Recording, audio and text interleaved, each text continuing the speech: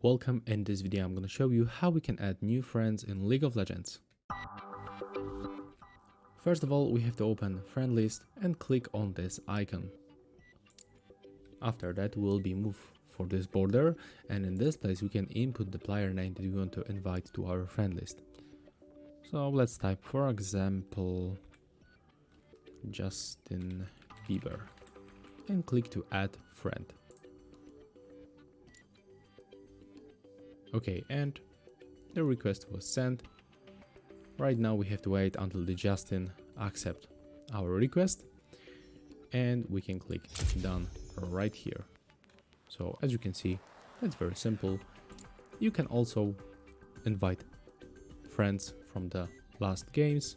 So there's the tab recently played with, and for example we can invite maybe this Jesus Lord. So when you go for the nickname, you will find this small icon on the right side and click on the icon, and the request was also sent. And here you can also find all sent friend requests. So that's all for this video. Hope you like it. Remember to leave a like, comment and subscribe to our channel.